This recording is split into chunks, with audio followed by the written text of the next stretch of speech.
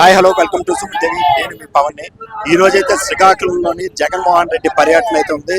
So Sidiri Appalaraju అక్రమ arrest ని దృష్టిలో పెట్టుకుని ఈ రోజు అయితే ములాఖాతులో భాగంగాను ఈ రోజు జగన్మోహన్ రెడ్డి అయితే ఈ రోజు శ్రీకాకుళంకి అయితే వస్తున్నారు. అయితే ఎక్కడికక్కడే పోలీసులు ఆంక్షల నడుమున ఈ రోజు ములాఖాతుకు వస్తున్నటువంటి జగన్మోహన్ రెడ్డిని అడ్డుకునే విధంగాను అదే విధంగాను కార్యకర్తలను అభిమానులు కూడాను పెద్ద ఎత్తులో అడ్డుకునే ప్రయత్నం అయితే జరుగుతుంది. అయితే వీటన్నిటినీ కూడాను ఛేదించుకొని ఈ రోజు కార్యక్రమం ఏ విధంగా జరగబోతుంది, ఇక్కడ ఈ రోజు శ్రీకాకుళం జిల్లా యువజన నాయకులు రామ్మోహన్ నాయుడు గారు అయితే మనతో పాటు ఉన్నారు. సార్ నమస్తే. ఇప్పటికే జగన్మోహన్ రెడ్డి మీ అధినాయకుడు అదేవిధంగాను రాష్ట్ర ముఖ్యమంత్రిగాను చేసినటువంటి వైఎస్ఆర్సీపీ నాయకుడు అయితే ఈరోజు వస్తున్నారు. అయితే ఎక్కడికక్కడ పోలీసులు ఆంక్షలు పెట్టారు. కేవలం 6 నుంచి 8 వాహనాలు మాత్రమే కాన్వాయ్ రావాలంటూ, ఎక్కడ కూడాను సభలు ఉండకూడదు, ర్యాలీలు ఉండకూడదు అంటూ ఆంక్షలు పెట్టారు. అయితే భారీ ఎత్తున ఈరోజు మీ కార్యకర్తలు ఇక్కడికి అయితే చేరుకోవడం జరిగింది. ఈరోజు కార్యక్రమం ఎలా ఉండబోతుంది?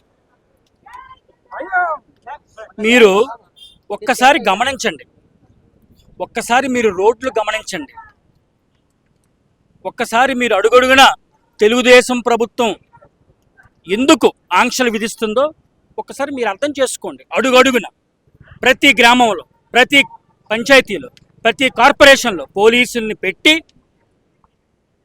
అందరినీ ఏ కార్యకర్తలను కూడా రాకుండా అడ్డుపడుతుంది. దేనికి సంకేతం ఇది? ఎందుకు భయపడుతున్నారు మీరు? నేను మీడియా ద్వారా తెలుగుదేశం ప్రభుత్వానికి అడుగుతున్నాను, ఎందుకు మీరు భయపడుతున్నారు?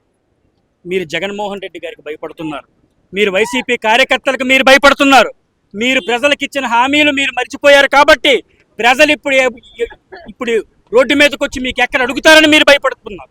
అందుకే పోలీసులను పెట్టుకొని మీరు అడుగున ఈ రోజున బెదిరిస్తున్నారు, ఆంక్షలు విధిస్తున్నారు. కానీ నేను మీడియా ద్వారా అందరికీ తెలియజేసుకుంటున్నాను, ఒక్కసారి మీ కెమెరాలు ఒకసారి మీరు తిప్పితే ఈ రోజున ఎంత పోలీసులు ఎంత భయపెట్టినా, ఎన్ని ఆంక్షలు విధించినా అలుపెరగని పోరాటం ఈ రోజున వైసీపీ కార్యకర్తలు చేస్తున్నారు.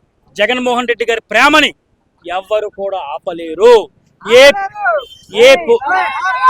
ఏ పోలీసులు కూడా జగన్మోహన్ రెడ్డి గారి మీద పెంచుకున్న అభిమానాన్ని, ప్రేమని తొడవలేరు.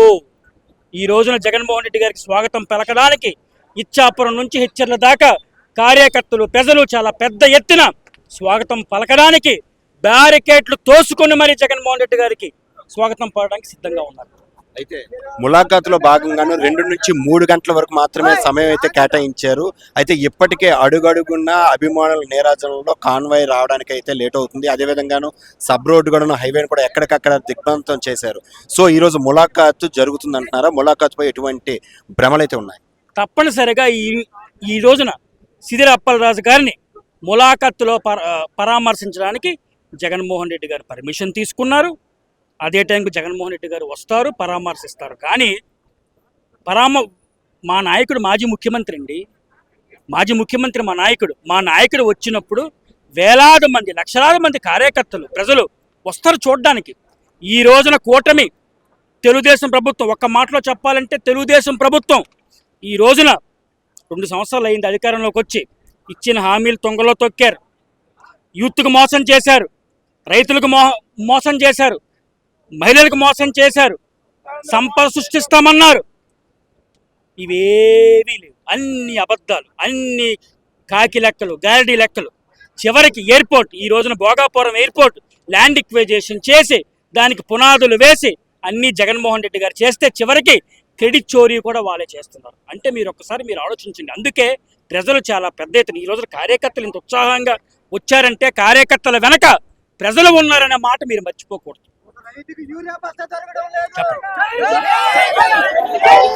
చూశారు కదా, ఈ రోజు భారీ ఎత్తున వస్తున్నటువంటి కార్యకర్తలు అందరూ కూడా ఎంతవరకు కూడా వచ్చినా సరే ఖచ్చితంగాను ములాఖాతులో భాగంగాను జగన్మోహన్ రెడ్డి అయితే వస్తారని ఉంటుంది.